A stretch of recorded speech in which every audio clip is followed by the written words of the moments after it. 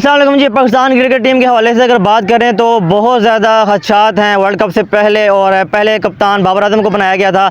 बाबर आजम कप्तानी से हटाने के बाद शाहीन शाह अफरीदी को कप्तानी मिली, एक सीरीज़ वो हारे। उसके बाद फिर सवाल खड़े हुए कि कप्तान किसको होना चाहिए। शादाब खान को कप्तान बना चुके हैं, आपको याद होगा अफगानिस्तान की सीरीज़ में उनको कप्तान बनाया गया था। बाबर आजम मोहम्मद रिजवान ने रेस्ट किया था, लेकिन अफगानिस्तान से भी पाकिस्तान की टीम बुरी तरह हारी है। तो बाबर आजम की कप्तानी में हम 3 वर्ल्ड कप हारे हैं, 2 एशिया कप हारे हैं, बड़े जो है टूर्नामेंट्स हम हार चुके हैं।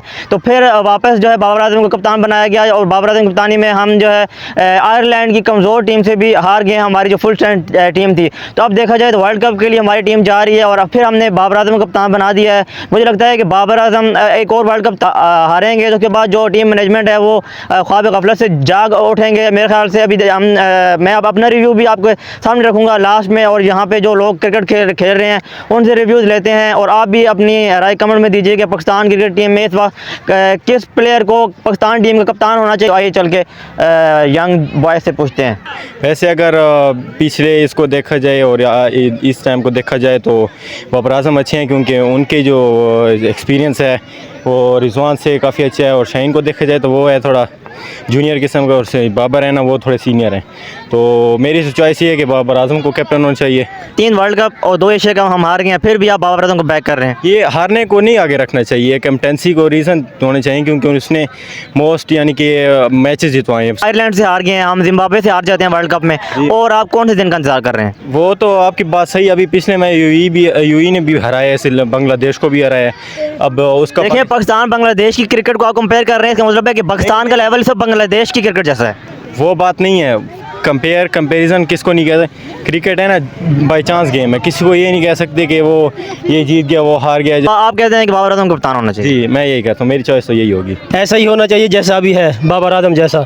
और टीम को चाहिए कि वो उसके साथ चलें, एक बंदे से नहीं होता। 11 जो रुकनी टीम होती है, स्क्वाड जो होता है, जो पीछे बेंच पर 5 बैठे होते हैं, उनकी सपोर्ट के साथ टीम चलती है। लेकिन देखें हम 2 एशिया कप हारे हैं, वर्ल्ड कप में लास्ट वर्ल्ड कप हम फाइनल में पहुंचे, इंग्लैंड से हम हार गए। तो ऐसे ही हम जो है बड़े मौक़ों पे चौक कर जाते हैं, और छोटी टीमों से हम देखें तो हार जाते हैं। अफगानिस्तान से हम हारे हैं, आयरलैंड से हारे हैं, जिम्बाब्वे से हम वर्ल्ड कप में हार गए। तो फिर आप बाबर आजम को क्यों बैक कर रहे हैं? बाबर आजम देखिए आप थ्रू आउट वो अपने लिए नहीं खेलता, टीम के लिए खेलता है। तो बालें वो जितनी भी खेल ले वो अपना रन लाजमी करता है, ठीक है। और बाकी आप ये देख ले कि छोटी टीम हो या बड़ी टीम हो, ये मैटर नहीं करता। Cricket is the best chance game. तो आप छोटी टीम से भी हार सकते हैं और बड़ी से बड़ी टीम को भी आप हरा सकते हैं। लेकिन अभी तक हम कोई टूर्नामेंट बाबर आजम की कप्तानी में क्यों नहीं जीते? बाबर आजम की क़यादत में इंशाल्लाह होप, हमारी पूरी उम्मीद और दुआएं हैं इसके साथ, इंशाल्लाह ये वाला वर्ल्ड कप हम जीत रहे हैं। ये तो हमेशा से ही कहा जाता है, लेकिन चले देखें क्या होता है। अल्लाह मालिक है। मैं कहता हूँ मोहम्मद रिजवान को होना चाहिए, क्योंकि उसने वो PSL में बहुत अच्छी कप्तानी की है। तो ये बताएं कि अभी जो रिसेंट बाबर आजम को कप्तान बनाया गया उस वाले से क्या कहना चाहेंगे?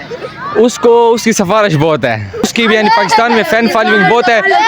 ये इस जैसे मखलूक की वजह से उसकी कप्तानी हो गई है वापस। यानी कि जो उसकी फ़ैन फॉलोइंग, यानी कि जो सारे डड्डू फैन हैं वो बाबर आजम को वापस ले आए। बाबर आजम को वापस ले आए। और पाकिस्तान की टीम दिलेर नहीं है, मेन बात ये है। दिलेर कप्तान होगा तो पाकिस्तान टीम दिलेर होगी ना।